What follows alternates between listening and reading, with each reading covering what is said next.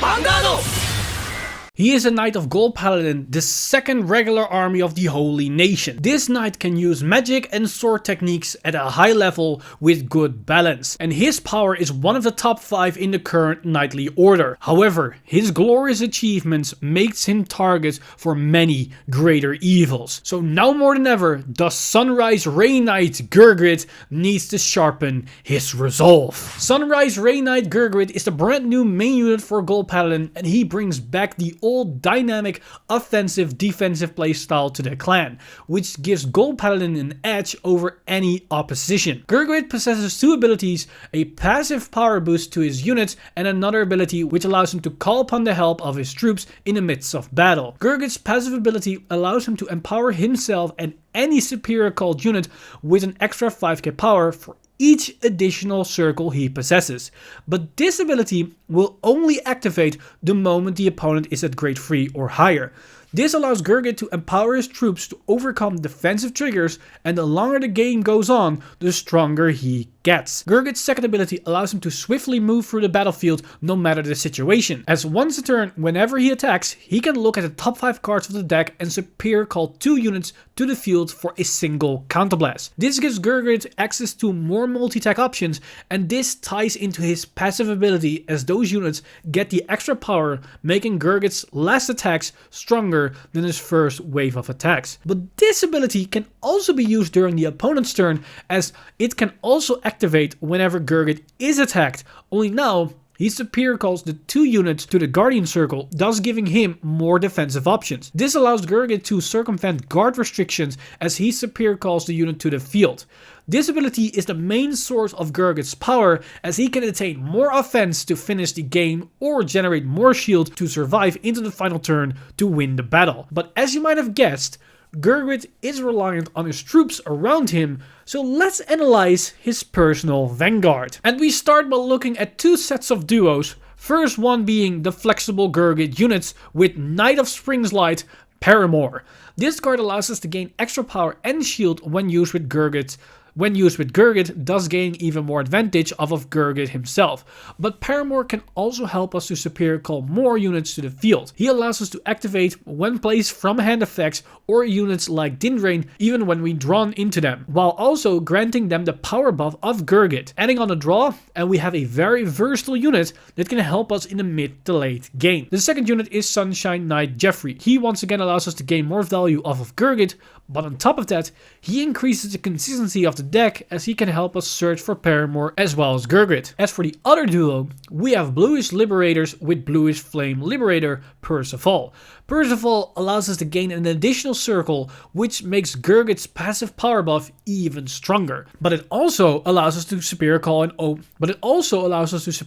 an Oath Liberator Agloville. If we manage to superior call a Percival mid-battle, we can generate 2 extra attacks while also empowering all our superior call units with an additional 5k, including Percival and Agloville. Speaking of Oath Liberator Agloville, he is a strong beater that can give us some early game pressure, but we mainly want him as a strong beater, and his ability to send units to the soul is incredibly useful, as not only can we use the soul to generate more counterblast, which allows us to keep the pressure up, but we also are most likely going to call units on top of our other units. So this way we don't have to overload on our own units while gaining more resources. This interaction is also true for another unit, which is Flywheel Knight Edmund. He can also be a solid strong beater and help us send units to the soul, thus opening up the Ezel circles while also generating more soul.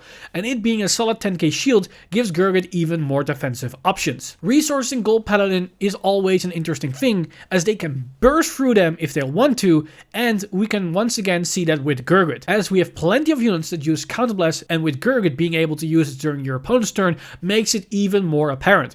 But luckily for us, Gurguit has an excellent resource engine. First off, we don't have to worry about Agloville, as he won't use his ability in most games. The only units we need to worry about is Gurguit, Perimore, and Percival. And for them, we have Dindrane and Berengaria, which can turn soul into counterblast, and we can activate them via Gurguit or Perimore, thus making their abilities counterblast neutral.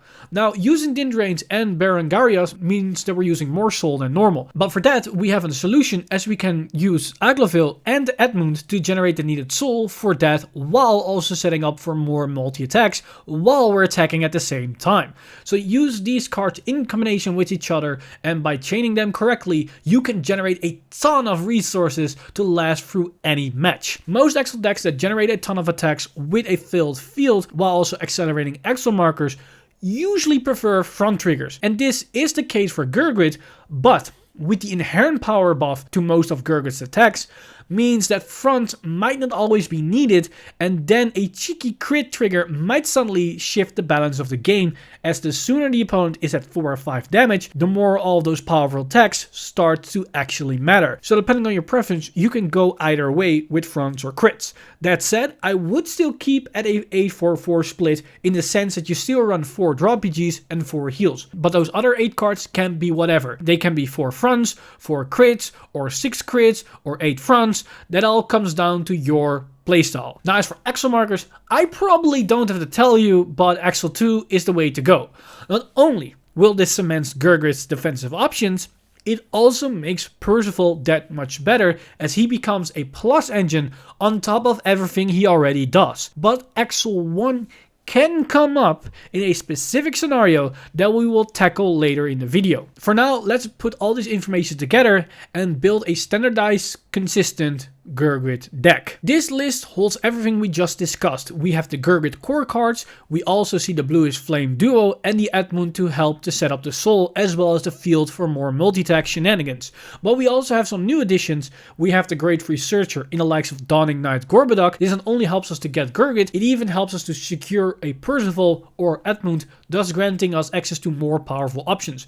But you don't always want to get a Percival, as you much rather want a superior card with Gurguit, which can generate more attacks during the battle phase while doing so. The other new additions are to generate more resources, as we have Knight of Benefits Berengaria, which can either give us soul or counterblast. In this build, she is here to generate counterblast, and the final new unit is of course Listener of Truth Dindrane, and she can either give us more draw power, but preferably we use her to generate more counterblast. This deck just wants to generate more attacks turn after turn, while increasing the value of Gurguit over time. To give your units the power buff of Gurguit, you need to rely on Gurguit, Percival, and Perimore to superior call your units to the field. You can use Perimore to activate Dindranes as well as Berengarias from hand, and you can also synergize him with Gorboduc to activate its ability while also gaining the power buff of Gurguit. You want to use Percival in combination with Gurguit to generate 2 Ezel circles on your first grid free turn, thus giving your unit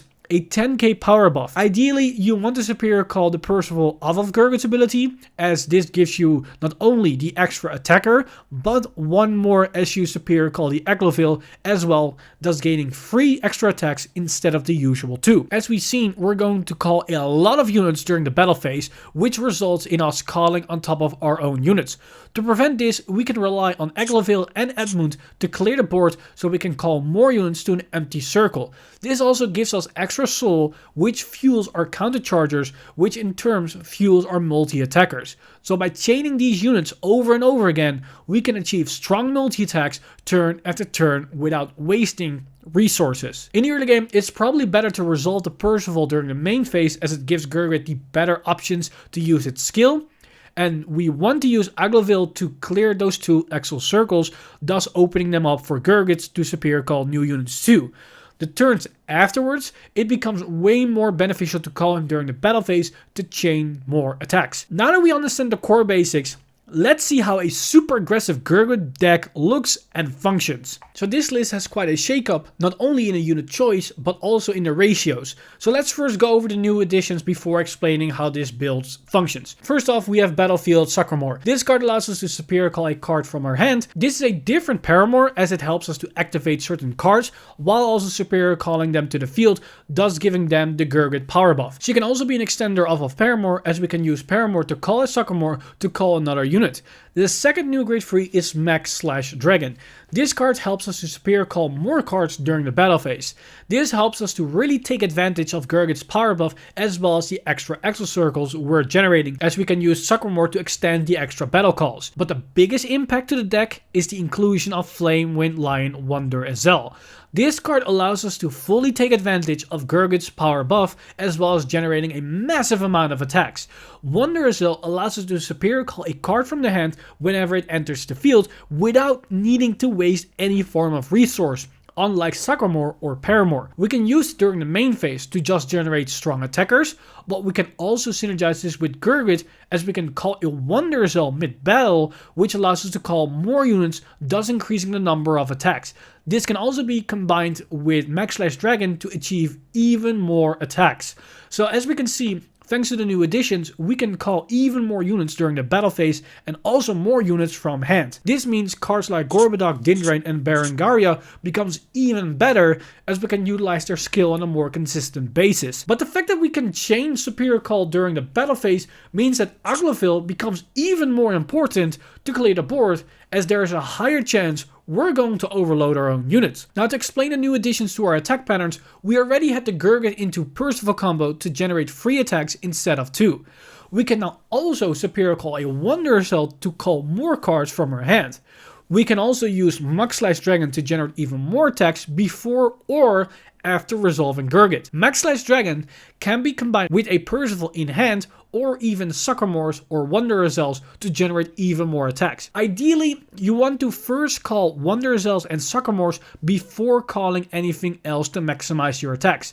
In the off chance you have 2 Mech/Dragons, you can potentially reload your front row 2 to 3 times in a turn, increasing the number of attacks easily over 10 attacks, and could even range in the 16 to 20 range, all depending on how many Mech/, Suckermores, Wonder Ezel and Ezel circles you have access to. This has given us a clear picture of a full power Gurgit deck that tends to win in a big, spectacular way, but there is one more route we can take which truly shows the acceleration power of Gold Paladin. So as we can see, this list is an altered version of the previous list, as we still run the Wonder Ezel, but we dropped the supporting grade 3s to make room for 2 new cards, which are Incandescent Lion Blond Ezel and Crimson Lion Beast Hoel. Both these cards are here for one thing and one thing only, and that's to superior ride into an Ezel in the early game. If we ride a Wonder Ezel and we have one of the 3 Hoels, we can superior ride into a Blond Ezel from deck. This allows us to sit on a grade 3 on our second turn while our opponent is potentially still at grade 1. This allows us to excel even more Ezel circles early on, as we can use Percival even when our opponent is still at grade 1. This means when we are on our Gurgit turn, we can have potentially 3 to 4 Ezel circles the moment our opponent rides to grade 3, making our attacks game ending, especially with the early aggression we could generate with powerful beaters like Agloville. In the scenario we couldn't superior ride, we can use Blond Ezel and Hoels as discard fodder for cards like Percival, Gorboduc or PGs. The rest of the deck plays out like your typical Gurgit deck, as you can use your Wonder Ezel to extend your superior calls, and by combining Gurgit, Wonder Ezel after an Ezel superior ride, it can easily be game ending at that point. Gurgit's power lies in its flexibility and in its generic nature. This means the deck can be built in multitudes of ways, which reflects in the extra options you can look into, as you can experiment with extra multi-attackers like Player of the Holy Bow Vivian, All Out Knight Ethels, and Advance of the Black Chains Kahedin.